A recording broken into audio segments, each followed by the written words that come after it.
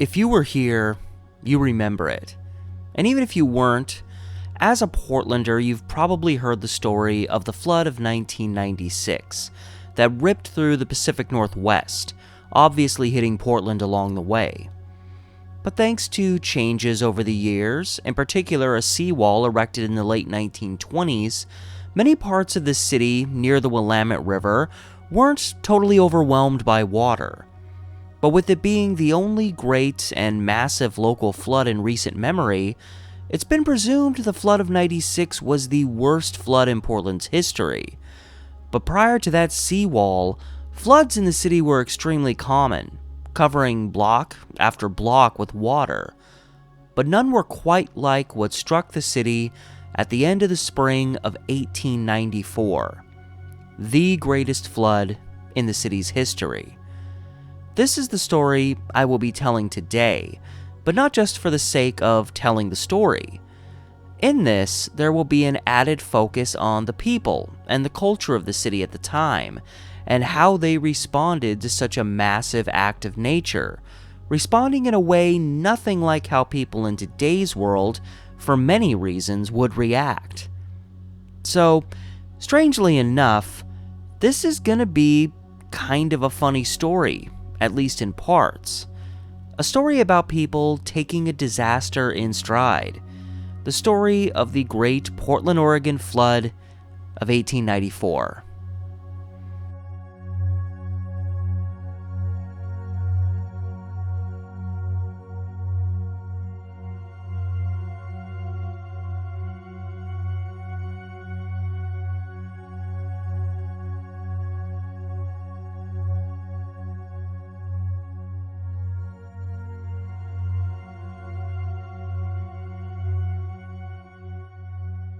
The world of Portland, Oregon in the early 1890s was a fascinating one.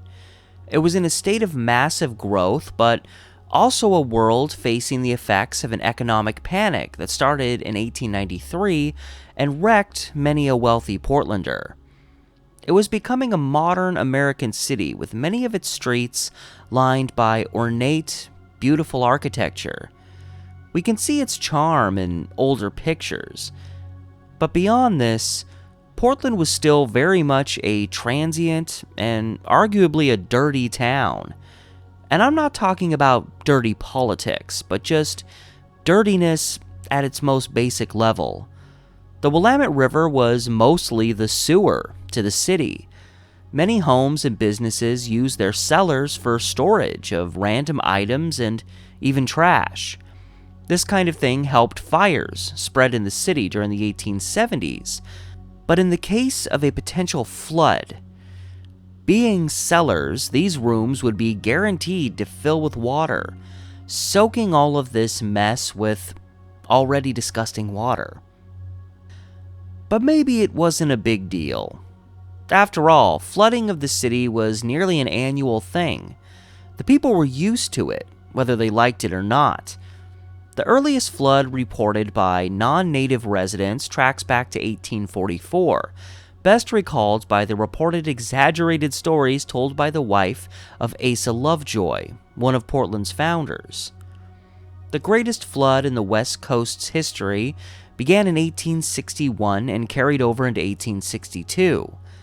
The next significant reported flood happened in 1871, with the largest flood on record happening in 1876, the largest on record until 1894, of course. Several other floods occurred between these two, with the most serious ones happening in 1880 and 1890, and these floods often happened in the late spring, usually caused by similar effects, in particular warm weather leading to rapid melting of snow at higher elevations. In the case of 1894, not only did unseasonably warm weather hit the Pacific Northwest in May, but that heat also struck at these higher elevations, leading to even more rapid snowmelt. The elevation of the Columbia River, bordering Portland to the north on the Oregon-Washington border, began to climb, guaranteeing an increase in the Willamette, which begins at this larger river. locals could see the river beginning to creep on shore, making its way towards Front Street on the west side and Water Street on the east side. On May 27th, the first major effects. Waters hit Front Avenue, and buildings between it and the river began closing down their businesses while they tried to save their goods by moving them to upper floors or out of their buildings altogether. And this was only the beginning. With an increase of at least inches per day, the water was on the move. Within 2 days, the Front Avenue water had reached as far back as 6th Street. On May 28th, Memorial Day, most streetcars had stopped running, and the record set in 1876 had already been matched, and the city was still facing several more days of increased water. As May turned into June, the North End, primarily today's Chinatown area, was completely flooded over. The area further north, on the west side of the river, would get the worst of this flooding, with waters reaching as far back as northwest 12th and Kearny.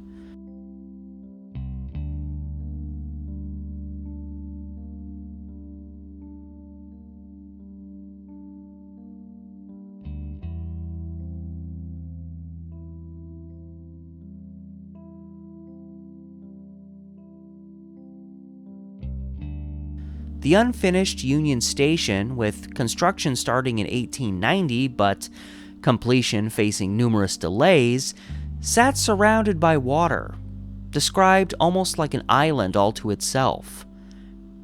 The east side of the river would also face flooding, but nowhere near as bad as that to the west side, with floodwaters only extending as far as Grand Avenue in most parts. The only strong exceptions to this, aside from the Albina area, which was seriously affected by the flood, were where sloughs were located, namely the sites of Stevens Slough, Hawthorne Slough, and in Sullivan's Gulch.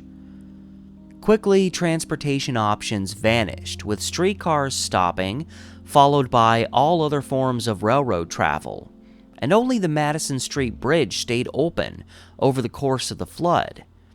The Morrison Bridge was overcome by water, and the Steel Bridge was stuck open. Rapidly, there would become one truly viable form of transport by boat. One of few businesses that boomed during this flood was the boat-making business, who found themselves so overwhelmed by customers that they had to put crafts together in what was called a rough and ready style, built to appease a demand but not necessarily to last. Old boats in the city's boneyard beyond the North End were put back into use out of necessity, regardless their condition.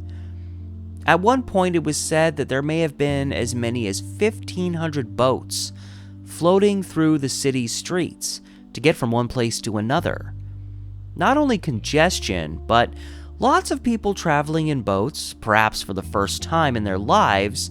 Several of them ended up crashing through windows of buildings, leading to the arrest of some, as long as the police could catch them. Considering the time and place, odds are some of these individuals had probably been drinking as well. Several men were seen with boats full of their belongings removed from their flooded homes and businesses, and the boats tied to these men who were pulling them through the water. As the water covered more land and increased in height, the streets in the epicenter of town started being compared to something you might see in Venice, Italy. 3rd Street, a primary north-south traveling route in town, started being called the Grand Canal in relation to all the boats traveling up and down it. On June 1st, the high water mark was measured at 29.1 feet, but by morning of the following day, the mark had broken 30 feet. The water was climbing and at an accelerated rate. In the early morning hours of June 5th, the water mark broke 32 feet, and finally, come the following day, June 6th, the water hit its peak level in Portland at 33.5 feet. It would be on June 6th where the water levels finally stagnated, with certain parts of town under more than 6 feet of water. And June 7th, the first signs of the water levels beginning to fall. The ending had begun, with levels falling very slowly and the city nearly emptied of water finally by June 23rd, over 2 weeks later. And that, in a nutshell, was the Great Portland Flood of 1894. A real tragedy. Here's a rendering of the areas flooded in town, published on the front page of the Oregonian on June 10th, one of multiple representations of how far back the floodwaters went. Extensive damage to blocks and blocks worth of buildings. A vast number of people on both sides of the river losing their homes or finding themselves having to rebuild whatever homes they had left. Millions of dollars in damage to railroad lines, some taking months to fix. Docks, mills, and warehouses down by the river extensively damaged. The flood at its peak lasted for more than 20 days, covering some 250 square blocks. The Willamette again broke 33 feet, whereas, for reference, in 1996 it only hit 28.6 feet. And there are still reminders today about this historic weather event. A marker exists on the Hazeltine building located at 2nd and Pine, and it's not the only one.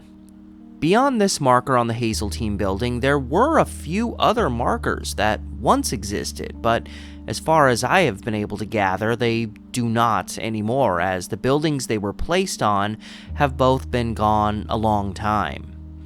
One of these was on the Ladd and Tilton Bank building at 1st and Stark, which was demolished in 1955.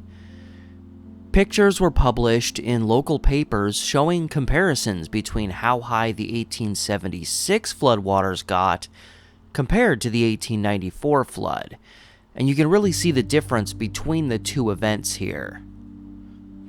Then there was the Grand Central Hotel, demolished in 1978, but as of the time of the flood, had been recently built on the north end. It stood on the block where the Lansu Chinese Garden is today, and was heavily damaged by this flood. Afterward, a large marker was placed on this building, standing 54 inches or 4.5 feet above ground level. A few years back, while wandering around, I, by accident, stumbled onto another marker, located in the Chinatown area. I'm along 2nd Avenue between Davis and Everett, so I'm kind of the northern area part of Chinatown. You've got like Merchant Block over here from 1880, so you've got really old buildings, the Leather Company building over there is from like 1900, and then the stuff, further you go this way, the newer stuff gets, but because the Willamette River, like the land just kind of went into the river, as opposed to now where they actually have it elevated above the river to help prevent flooding. The city of Portland got flooded all the time, and one of their most iconic floods, one of the biggest ones they ever had, was in 1894.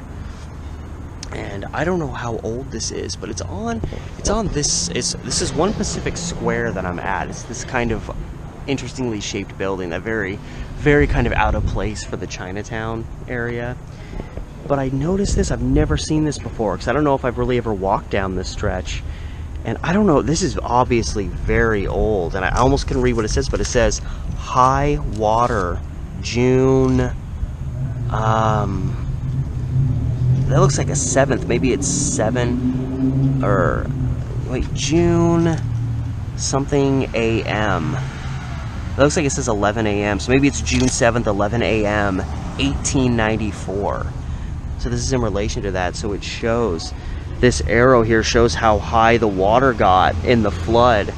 So if I stand back a little bit where you can see where the ground is at, and who knows if this is exactly where the ground was at in 1894, if it was higher or lower, but look at that. It shows you how, I mean, look at me, I'm almost 6 feet tall, and this high water mark hits me in the middle of my stomach. So it was over, a little over 3 feet of water in this specific area. But that's so cool because you can tell that this is a really old marker. I don't know if this is from it probably was located.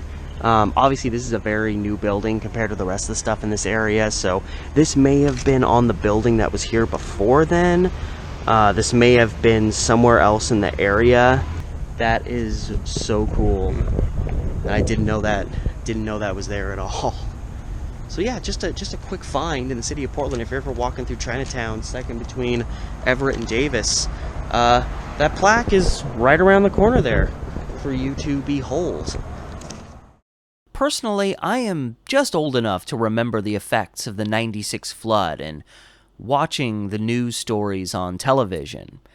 And if such an event happened now, it would be a catastrophe for some. Lives would be ruined, perhaps some lost. Even mild damage to one's home would cost a lot to replace. Irreplaceable items lost, lives uprooted, possibly changed forever. Now, certainly some of those that were there in 1894 did have their lives turned upside down. There were tears and there were fears, especially at the peak of the event, as locals wondered when it was ever going to stop. It was not a cause for celebration, but it was still different. Quite different. Because not only did locals manage to take things in stride, but many carried on their lives as though nothing serious was happening. And this is where we get the truly lighter side of this story, the aspects of this event that people remember best. While having a business surrounded by floodwaters today would lead to closure right away and kept as such until the waters were gone and that building could be cleaned up, in 1894 few even dreamed of closing down. And much along those same lines, while very few of us would intentionally venture into floodwaters unless we had to, locals, even without boats, found their way around. This was another key difference between how one would act in a flood then compared to how one would act today. Many people, extensively photographed, willingly wading their way through this nasty water, likely not thinking about what might have been in there. In one instance, a woman fell into the water, and after being helped out, realized she had dropped her, quote, well-filled purse in the water and dove right back in. She was completely submerged until finally resurfacing once she found that bag, wherein she danced around in celebration and then went home to get some dry clothes. In another story, a man who worked out of the Worcester building went outside and dove into the water, swimming across 3rd Street to Ainsworth Block. When asked later why he did this, seemingly unprovoked, he said he did it because he didn't know when he'd ever have a chance to do something like this again under such circumstances. Since Portland has not experienced anything quite like this since, perhaps he was onto something there. On a business level, there was the story of a man who dressed up in diving gear to go underwater into a building on Front and Stark Street to access a safe for the Cleveland Paint Company and to save some important papers from there. The question I have then is, if this safe was so submerged that a man had to put on diving gear to access it, then how did he keep these papers safe and dry once he opened the safe door? But a lot of people did not want to trudge through this water if they could help it, especially in their Sunday best. And to help with this problem, elevated sidewalks were erected around town to lead people up and over these flooded streets, with the added benefit of having space beneath for all the boats to go under.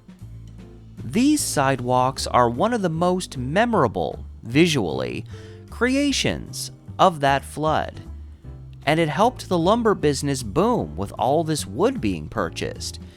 As one can see, these were quickly and modestly created, boards slammed together with other boards with triangular supports under them, hardly built to handle excess weight.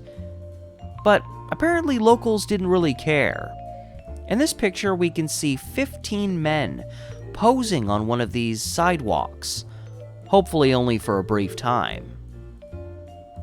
On another occasion, when a fire had broken out in town, about 20 individuals had gathered on one of these elevated sidewalks at First and Morrison to watch. Extensive time and extensive weight, and the thing caved in, dumping everyone into the water below. Surprisingly, no one was seriously injured. Only one woman happened to faint. That was one of the things about this flood, was the fact that there were very few injuries reported, despite how many people were out and about. People just found a way to make the best with what was going on at the time, such as this group posing with duck decoys as they floated in the floodwaters. It was hardly heaven, but not a lot of people thought they were living in hell either. But there was one outsider who had a vested interest in at least presenting the narrative that hell had in fact descended on the city of Portland. And worse, they kinda had it coming to them. And that outsider was the newspaper based out of the Oregon coast town of Astoria, at the time known as the Morning Astorian. It's important to understand that the town of Astoria is the first substantial town one encounters when they turn into the Columbia River from the Pacific Ocean. And for a long time, the residents of Astoria watched massive crafts come down the river and blow right past them on their way to Portland. And some folks in this small community were thinking, why not us? Every day of this flood's prominence was met by a lengthy article published in the Morning Astorian, originally starting as simple reports on the matter. But as they went along, the paper's motives started becoming more clear as several of their pieces ended with the argument that they, Astoria, were a superior location to serve as a port town. A key argument of theirs was that they faced no threat of floods there, despite bordering along the mighty Columbia. Whether or not Astoria was a better option, their timing was a little distasteful. Maybe wait until the tragedy is over before trying to cherry-pick a huge part of Portland's industry while claiming to be sympathetic towards what was happening. But beyond committing the sin of doing something too soon, the Morning Astorian made a point to exaggerate the damage done to the town, which was to their benefit, with passages claiming the town looked like it had been hit by a tidal wave or some mythical disaster. There were inferences that the city was about to cave in on itself. And while the Astorian claimed to be providing the real truth about the flood, they relied almost solely on a few phone calls, as well as a few locals who decided to boat down the river and see the city for themselves. And once the locals in Portland pushed back, calling out these exaggerations and the tasteless efforts to take economic advantage in relation to this tragedy, the Astorian doubled down, calling out Portland's papers for distorting and covering up the truth, and that their perspective was the kind of thing bore out in the imagination of fools and knaves. Never thought I'd use the word knave in one of my videos. The Astorian also validated their arguments as to their benefits over Portland. And amidst all of this, they implied it was absurd for Portland to be so optimistic about the aftermath of this flood, especially seeing as the city would continue to be subjected to them in the future. But that's part of the thing. The city of Portland did make it through all of this. And there was something else Portland had that Astoria did not. Actual physical evidence. That evidence being all of the photographs taken around town that, while showing the harsh realities of this flood, also showed a town full of people continuing to live their lives, knowing recovery would be difficult, but that it would happen. These photographs stomped out the Astorians' accusations and the idea that Portland's future was possibly one of hopelessness. All of these photographs have also helped keep the memory of this event alive and have helped put into visual perspective what it was like to survive such an event. And I also love the 1890s parallels all of this photography has to our present day, where most large gatherings are attended by hordes of people, many of whom have their phones out, picturing or videoing that given event. While at the time establishing an invaluable record of this event, because of how many people were wandering around with cameras, they were often seen as nuisances and were called camera fiends in the local papers. One particular newspaper passage stated, "They have photographed almost every building and point of interest in the submerged district, and photos of the Great Flood of 1894 are now almost as common as playing cards." People would often be stopped on the street and asked not to move if they were within the frame of a camera about to capture an image. And even then, we can see in some of these pictures that some people, understandably, did not care to delay their activities for some staged photography. But at the same time, others appeared to relish the opportunity to be photographed during such a grand event with their family and friends, even if a few were just photobombing. But before leaving the Astoria matter altogether, as with the floodwaters fading, so did any delusions that this small town would overtake Oregon's metropolis, let's just look at the size of the two towns. By 1894, Portland was home to about 65,000 people, and in the midst of steady growth that would carry on into the 1920s. Meanwhile, at this time, Astoria was a town of about 7,000 people. They were not going to steal all of this industry away from Portland. Astoria shot their shot, but perhaps they could have waited till at least the waters had receded all the way before trying to dance on Portland's grave. In hindsight, though, still just another entertaining element to the whole story. And Astoria was not alone when it came to exaggerating what had happened in the City of Roses. In a July 20th, 1894 article, the story of Dr. John Morris of Baltimore, Maryland was put out in good detail. After visiting the city during the flood, he brought the account home that Portland had been reduced to mud and debris, and that the Columbia River had risen 64 feet higher than it had ever gone before. The local paper suggested Dr. Morris may have been suffering from hydrophobia, which drove him mad. And something else, perhaps a bit entertaining, there was an election going on, right in the middle of this flood. An election that included voting for the state's governor, as well as the next mayor of Portland. It probably would not shock many to hear that there was a smaller turnout than usual to vote in this election.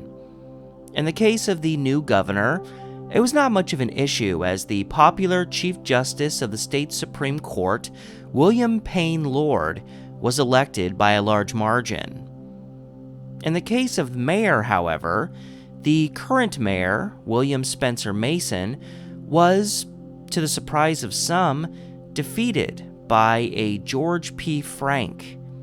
It would later come out that the main reason Frank won, despite the flood affecting numbers, was because he had paid several local drunks in free booze to cast votes at several precincts. The kind of behavior that was easier to pull off back in this time. Frank would go on to use the office for his own gain, and his actions actively allowed various forms of vice to go on unabated in the city. There's reasons he's regarded as one of the worst mayors in the history of Portland. So, we can add voter fraud to the list of oddities resulting from the Great Flood of 1894. And just to make things a little more interesting, there was also an electrical storm that struck the city during all of this, as though they needed any more weather problems. The writer Mr. Fixit, who posted articles in the Oregon Daily Journal many years down the road, provided a personal account from his younger years wherein he was traveling in a streetcar when this storm struck. A bolt of lightning struck so close that the car's power was killed immediately, and they all sat there, stranded, wondering if they'd escape with their lives. And it was a fair concern. I mean, an electrical storm in a city submerged in water. We all know what happens when lightning hits water. And at any given time, there were several people trudging through these very waters, although hopefully not as many as usual when the skies began to rumble and light up. On a side note, Mr. Fixit provided another little story from his experience during the flood, this being that his total losses from it amounted to $1.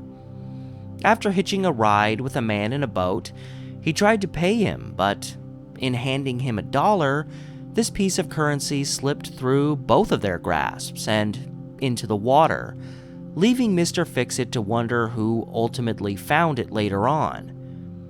With all the debris and the quick cleanup, for all we know, this dollar may have been swept away with the trash. And what about the local economy? I've dropped a few bits of info here and there on the matter up to this point, but it is perhaps my favorite aspect of this event in terms of how people responded to this flood. If it could be helped, many merchants and businessmen not only did not close for business during the flood, but such an idea never even occurred to them. If there was a resolution, it was pursued. The primary places that could not stay open during the flood were several docks along the river, many of which were wrecked, as well as many buildings and warehouses right along the river. In other cases, several businesses, even at street level, remained open and simply allowed patrons to procure their services by rowing their boats right into the building. To complement this, many businesses functioning under these circumstances would also have their workers work out of a boat as well, as would make sense. But businesses closer to the river, where the water was higher, did not necessarily have this option, even if they had a business on the ground floor of a building. So while they moved their goods to upper floors in their buildings when they could, they also moved their business upstairs, with some operating out of the windows of their building's second floors, almost like a 1890s drive-through.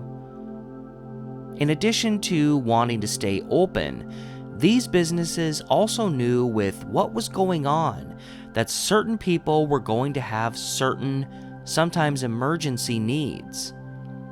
At least one hotel created a false floor inside to try and continue their business the best they could. A cook at the Bureau Saloon at First and Morrison brought his own rowboat into the establishment and did all of his prepping and cooking from there. And while some businesses did the best they could while operating inside, others chose to move their businesses outside, floating on the waters until they receded.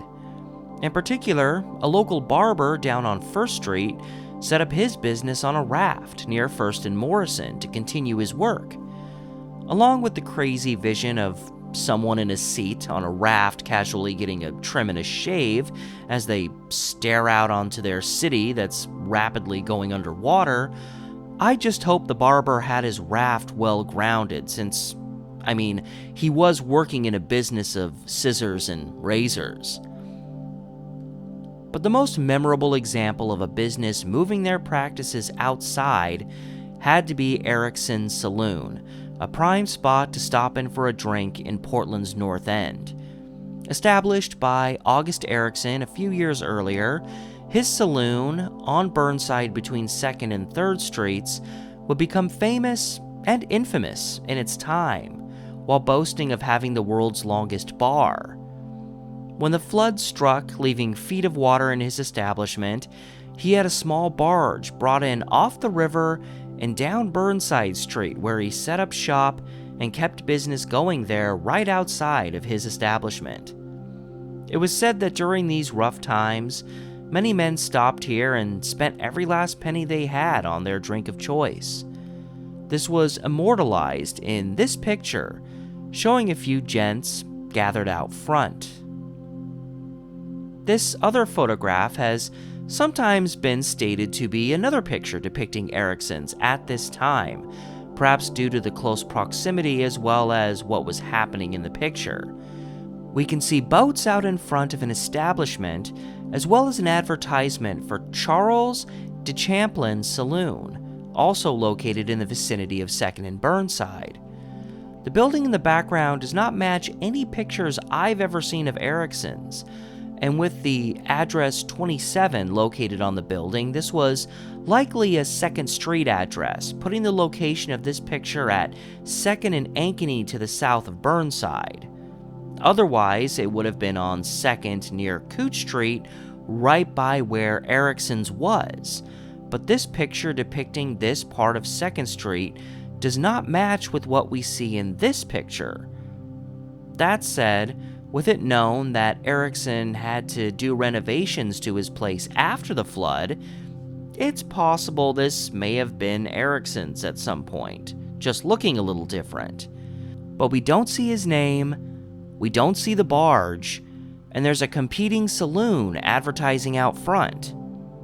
But at least, if nothing else, we can see that other saloons were doing their best to try and attract patrons, even if it was from the outside. This picture captured a group of men elevated above the floodwaters on 4th Street near Flanders, associated with another saloon nearby, as they're all clearly enjoying a beer despite the circumstances surrounding them. When all was said and done, most businesses didn't even report a financial loss, even if their places of business had been damaged. And then there were some fish stories. With the waters flooding over from the river, it brought the fishes of the sea with them. Several locals noted fish swimming around in their homes. One family even opened their kitchen stove to find a fish floating around inside. And one particular man, seizing a rare opportunity, decided to venture into the practically abandoned, partially constructed Union Station for a little fishing trip. While it could not be verified, the man claimed that he caught a 15-pound steelhead trout floating around in those train station waters. Understandably, there were plenty of others drifting around town in their boats, seizing the rare opportunity to fish while on the city streets, while others seized this same opportunity from the buildings they were located in, letting their lines out from a window and fishing from indoors. Dr. Morris, the man from Baltimore, also included in his story that another man caught a salmon 13 feet in length while inside a local saloon. From what I've gathered, the largest species of salmon only grow to a length of almost 5 feet. Maybe Dr. Morris was just confusing the type of fish that was captured, or perhaps he was just full of crap. Aside from the occasional fishermen, the area around Union Station to the north end of the North End was almost totally vacant, as it was mostly railroad lands and no trains were running at the time. And the North End itself, again, was one of the areas that suffered the most, being so close to the river. It was also where a lot of people in poverty lived, as well as a large number of the city's people of color, primarily their Chinese population. Despite the struggles around here, locals did their best to enjoy the experience. The highlight of events in the area were boat races, held wherein only Chinese people were allowed to compete. Several competitors were involved, and the streets were lined with onlookers, despite the water surrounding them. And with it being the North End, many of those lining the streets were placing illegal bets on these races. According to a description in the papers, these races started next to police headquarters at 2nd and Oak. Racers went south on 2nd to Stark, then east to 1st Street, north to Ash, and then south on 2nd back to the starting line at Oak. Reportedly, the best times were 1 lap in 5 minutes and 2 laps in 11. And to keep things legit, a Detective Griffin watched the races from a window of police headquarters and functioned as the timekeeper for these races. There probably wasn't much else for him to do, as there was surprisingly minimal crime reported during this flood. Despite being a people who had been treated horribly, not just as Portlanders but as Oregon residents, and many of them losing their homes in the fire of 1873 and suffering from the impact of the Chinese Exclusion Act of 1882, Portland's Chinese residents made the most of things. A police captain, Norden, was quoted to say, "This flood has only been a source of amusement to them, and they have given themselves up to the full enjoyment of the situation." Considering the time and place, there were obvious racial undertones to this statement, but it was not inaccurate. Despite their struggles, the Chinese residents of Portland managed to find entertainment and even joy as they faced the long road to recovery post-flood.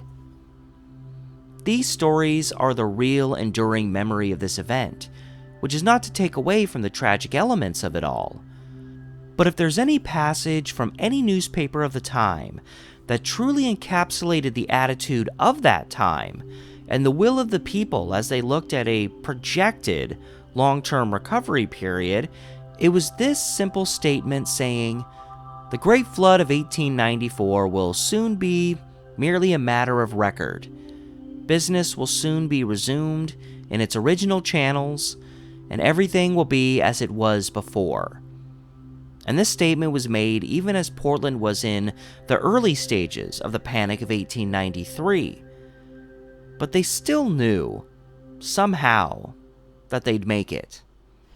Now, when I started this video, I mentioned that one of the things I wanted to look at was why an event such as this, a massive flood from over 130 years ago, would lead to people acting so differently than they would today during such an event. Now, an obvious answer to that is we're talking about events that would be separated by more than a century, so of course people would be acting differently. A flood that happened in 1790, people would be acting different than they did in 1894. That's an obvious reason. It's just different times, different circumstances, living in completely different worlds, different people, different amounts of people. In fact, a different number of people in terms of sex, because back in 1894, Portland was very much still a town full of men.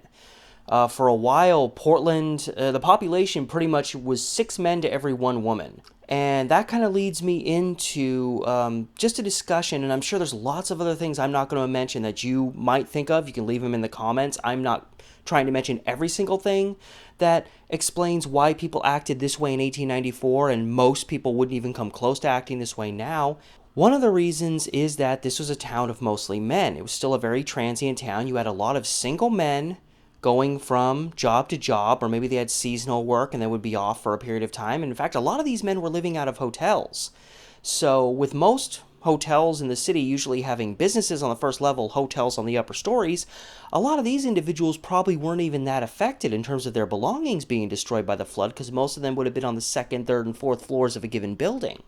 That gets me to a pretty strong difference between then and now, which is you could say materialism.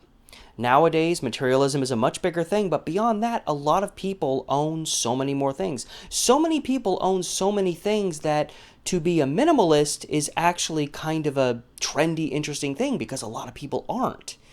And so that's an important thing to distinguish, is so many people own so many things. So if a flood or any kind of disaster happens, you're going to lose a lot more than most people would have back in 1894.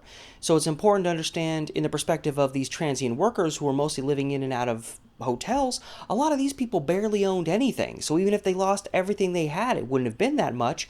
And back then, people didn't put as much stock in possessions. Sure, there were heirlooms, there were items that people had that were substantially more important to them than the couch over here, the stove in the kitchen, that picture on the wall.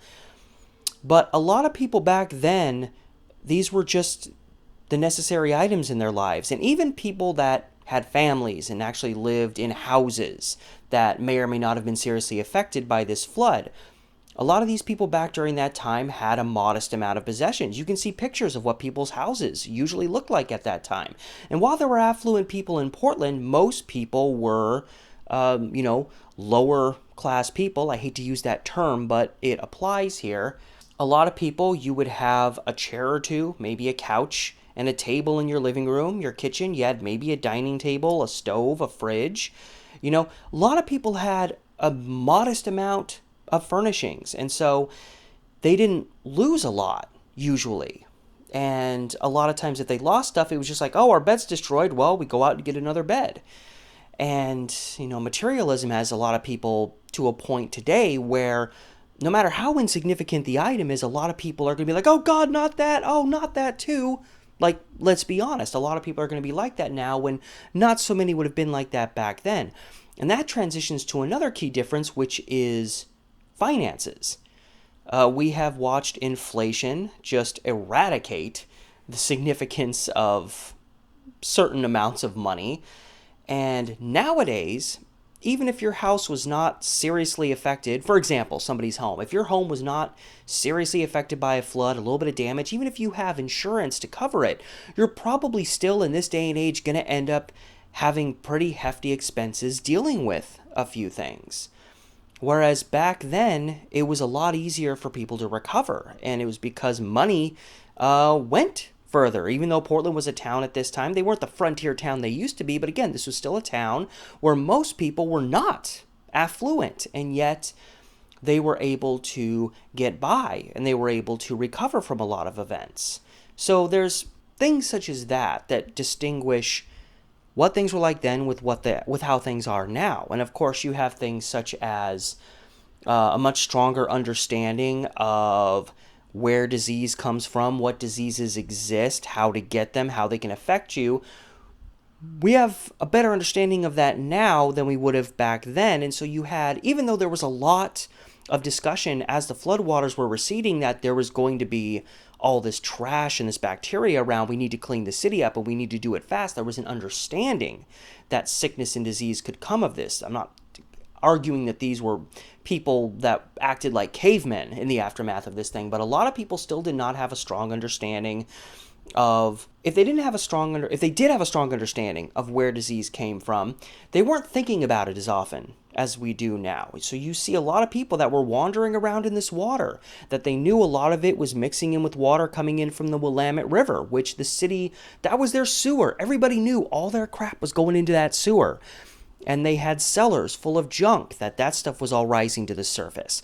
All of this disgusting stuff floating around in this dirty water, and yet people were walking around in it. If you had an errand to run and you didn't have a boat, screw it, I'm going out in the water and I'm going to go get it done.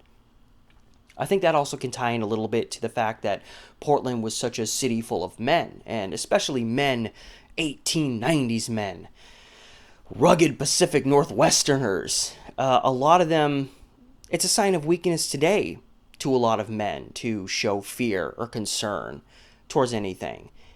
For most men, it was even more so back then. So if you were a real man and you had to go get something done, yeah, that water's dirty and I might get a little sick from it, but I'm a man and I'm going to go deal with it. And so you had these guys trudging around in water that pretty strong odds was going to make them sick at some point. So there's a lot of differences, and I'm sure there's a lot more that I'm not even going to go into because I want to use this opportunity to transition into what I think is one of the strongest differences between now and then, and I think it's part of the reason not entirely, but it's part of the reason why I think people were not, like, they knew the flood was big, they knew there was going to be a long recovery that they were going to have to go through, but it doesn't seem like anybody was really afraid that they weren't going to be able to recover from this. And that's something that's so prevalent with people today. The people that are struggling the most, the people that are the most broke, millions of people in this country, literally financially, cannot afford a serious financial emergency if it were to come about. There's instances that can happen to people today that will ruin them financially, lead people to have to file for bankruptcy, lead people to have to create GoFundMes to try to raise thousands and thousands of dollars. Whereas back then, people weren't worried about their financial burdens being that great. And of course, there's, the difference between what money could buy for you back then as opposed to now, the materialism. They didn't need to replace as much stuff back then. These things tie together. But the fact of the matter is, one great difference between then and now is back then the government used to take better care of its people. I see, there's a lot of people walking around, and a lot of people think they know history without actually knowing it. You cannot know a given aspect of history without actually looking into it. You don't just know things. And a lot of people are out there that walk around thinking just because they perceive themselves as smart, or because they've been around the block, or because they've lived in a place long enough, that means they just automatically know things. And that is not remotely based in reality. That is not how intelligence or the gaining of knowledge works. To have knowledge, you have to gain it. But you got a lot of people walking around saying, well, this is what's going on and that's what's going on, and they have no clue what they're talking about.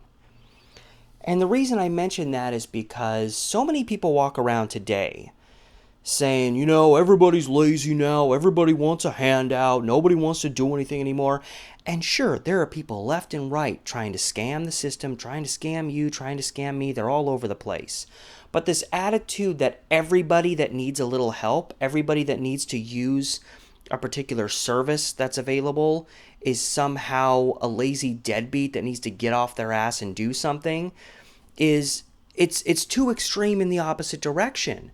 And there's this attitude that you go back in the day, everybody was a rugged individual and nobody asked for help. Everyone took care of their own and that was it.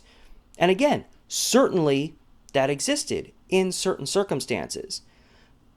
But in every story I've covered, especially these old ones going back into the 1800s, the first 50 so years of Portland's existence as a city, all of the economic panics that happened, the Great Fire of 1873, the Great Flood of 1894, as well as the many other big floods that came before it, and even ones that came after it.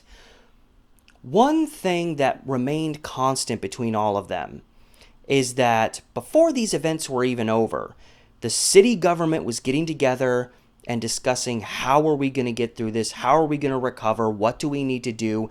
They got on it. Certainly foolish decisions were made, mistakes were made. For instance, in the 1873 fire, when all these outside influences were trying to give us money, Mayor Failing said, nope, we don't want that, we're going to pull ourselves out of this mess. And then that was right when the Panic of 1873 was starting.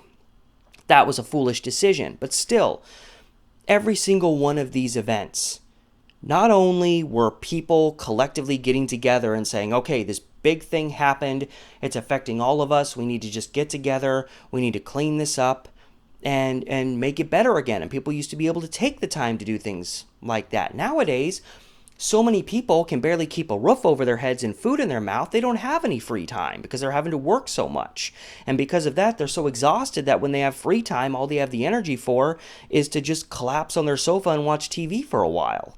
That's an unfortunate thing when you have so many people in a country fighting for a shrinking amount of money out there. But to me, that's one of the strongest and saddest, looking at things today, aspects of this whole thing is the fact that back then, while people act like, people always had to just pick themselves up on their own, the city did a much better job. Well, in this case, the city government of Portland took better care of its people than pretty much any form of government does now. Over the last many decades, most governments spend time trying to find excuses why they can't help, or why they can't help as much as is necessary, why this can't happen, why this showed up late, why you shouldn't be expecting help even though you just went through this horrible ordeal. Back then, everybody saw what was going on. It was determined what needed to happen in the aftermath, and everybody got involved, from the most average citizen right up to the head of the city. And we watched Portland underwater for like almost 3 full weeks, seriously underwater. And within a month, they had pretty much the whole city cleaned up. It looked better than it did before the flood. And that is what happens when money goes further, when you have a sense of community, and you have a city government that actually sorta really cares about taking care of its people. And I just don't see that anymore. And once the waters began to disappear, there was one lasting concern to face: cleaning up. With the flood gone, a strong odor remained in the city, with the streets lined with trash, soaked food, random merchandise, and dead fish. Concerns went beyond re-beautifying the city to trying to avoid serious health concerns. And then there was the fact that literal sewage water had been rolling through the streets of the city for several days. Numerous homes were left with a rusty look to their front yards due to a buildup of what was simply called sediments. Cellars needed to be pumped immediately of their settled, bacteria-ridden water. Fears of fevers and disease, such as diphtheria, spread about town. As the effort was on to clean up the city, gradually the nasty aroma of filthy water, garbage, and the like were replaced with the delightful smells of lime, chloride, and various disinfectants. While surely some must have gotten sick in all of this, there were few reports related to it, with most post-flood reports focusing on the fixing up of damaged buildings and, in particular, the temporary relocation of various businesses to other locations while their main places of operation were repaired. And the focus in the news did shift quickly to the after-flood cleanup efforts, which were quite successful and worthy of the attention. Property owners were quick to clean their lands and even help in repairing sidewalks. By the start of July, the city's street department had already successfully cleared the streets of all debris. The primary reason for their success was the process they followed, which was to simply follow up behind the waters as they receded, immediately clearing out anything that was left behind. Quick work. And even in relation to the damage to local railroad lines, wherein many doubters felt it would take months at least to get these lines going again, some were up and running within a month. The first Union Pacific train, for example, to head for the city post-flood left out of Salt Lake City, Utah on July 11th. With the need to clean up the city at such a desperate level, one of the perhaps unplanned benefits of this effort was that the city ended up looking better than it had been before the flood. It was so quick and so successful that even by August 13th, only 2 months later, the event was being described as the almost forgotten flood. And even before the cleanup efforts were done, the city did not pass on the opportunity to take a shot back at their friends up the Columbia River, the Daily Astorian. In this blip from July 5, 1894, it states, "Our unhappy neighbor, the Astorian, becomes more unhappy and morose as it finds that Portland has not been destroyed, nor even injured by the flood, which it was so sure would annihilate it. But still the Astorian takes what courage and comfort it can from its own argument that Portland is bound to disappear anyhow." Sure, to say Portland wasn't even injured by the flood was a bit of an exaggeration, but The fact of the matter was that the city not only recovered, but came away from the flood better off than it had been before. The Northrop and Sturgis Company seized on the high spirits post-flood that they began placing pieces of poetry in local papers that included references to the flood. One, titled Little Drops of Water, went as follows: "Little drops of water make a mighty flood. This, disappearing, leaves a heap of mud. Little spoons of extract flavor well our cake. When we use the extracts Northrop Sturgis make. Little pennies so saved, great big dollars grow. That is why housewives buy those extracts so." Another one, apparently just titled Romantic, went as follows: "Little romance, very pretty. Seen the flood in Portland City. Elevated sidewalks there, maiden walking high in air, stumbled fell, 2 feet of water. Mama cries, oh, save my daughter. Youth and boat passing by, drowning maiden chanced to spy. Saved her life, married now, lucky flood, so they vow." With these pieces of poetry, it was noted that the Northrop and Sturgis Company was giving away souvenirs related to the flood to those who made purchases from them. And while the city's seawall was still more than 30 years away from becoming a reality, in the aftermath of this great flood, we see the earliest seeds planted for such a project. In a lengthy article about the future of Portland, published July 9th, the suggestion was made that someday the waterfront should be elevated to make it more difficult for floodwaters to gain access into the city. Further away, new gauges were placed in the Snake and Columbia rivers that would help provide better warnings when the waters were to rise, hopefully allowing more time for nearby towns and cities to prepare for a coming flood. Things didn't change overnight. More annual floods came, but none quite like what washed over Portland in the late spring of 1894. The seawall changed everything, eliminating the annual flood and changing the overall appearance of buildings down on the waterfront, buildings that, for the most part, were gone by the 1940s. And while great floods have come and gone, namely the floods of 1948 and the aforementioned 1996 flood, on most days, even the stormy ones, one can walk to the end of Waterfront Park and look down on the river below and maybe take some solace that nowadays it'll take a lot to bring those waters from the Willamette up to the level of downtown.